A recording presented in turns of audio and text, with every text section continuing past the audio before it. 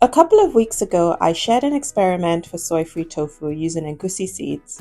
In this video, I'm going to try using Bambara groundnut flour. Every time my mother-in-law visits from Nigeria, she brings us a huge stash of Bambara flour. Although I'd ideally like to use whole Bambara nuts, I'm excited to see what we can achieve with the flour. I tried making this tofu in two ways. Firstly, the Burmese tofu style of mixing the flour and water until it thickened, then letting it set. I've also seen this method used for chickpea and lentil tofu. The second way was the traditional soy tofu method. I'll start with the Burmese, but watch to the end to see which version was more successful. So in the first trial, I started by mixing the flour with water and gently stirred it over low heat.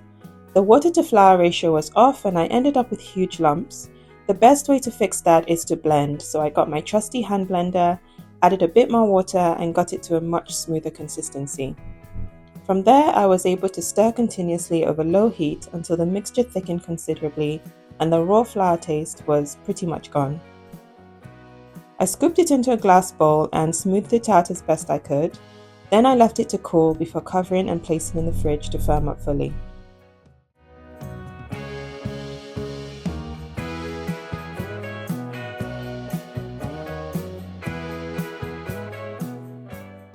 I ended up with an impressive block which held together quite well.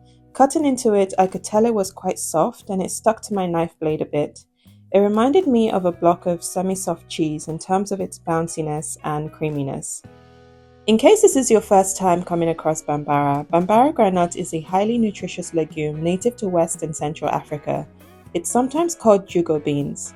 The seeds look like small round beans and come in different colors from beige to dark brown.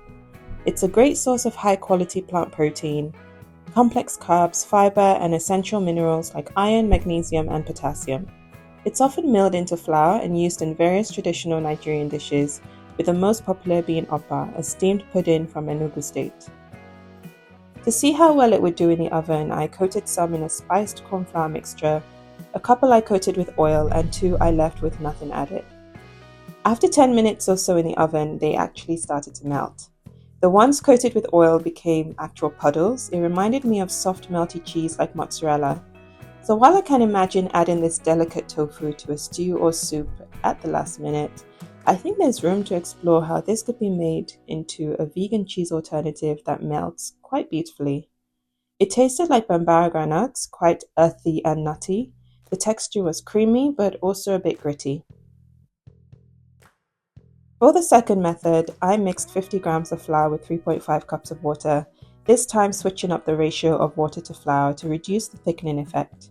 I brought it to a gentle boil, then added a gypsum solution to aid coagulation.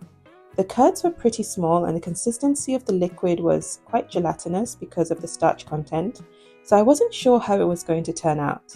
But I continued anyway. I scooped the liquid into my tofu press, which I lined with a large muslin cloth. It released a lot of water when I squeezed gently, and I was able to fit all the liquid in eventually, just about. I wrapped it up, assembled the tofu press, and left it in the fridge for up to 2 days, taking it out occasionally to drain any excess water. By the second day, I took it out, unwrapped the tofu, and I had a great looking slab of tofu. It honestly felt like I was working with firm soy tofu in terms of how well it cut and held its shape.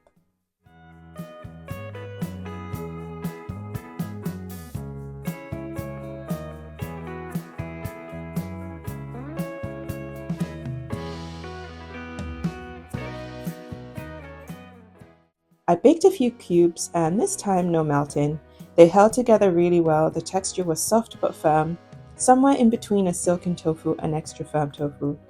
The nutty Bambara taste was also milder in this version, and so the tofu pieces took on the savoury spices I coated them in quite well. All in all, I'm glad I gave this a try. The second method worked a lot better than the first in terms of yielding a tofu substitute that stands up to regular soy tofu.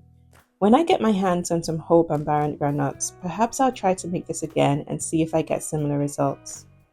Thanks for watching. Let me know if you have any questions by leaving them in the comment section below.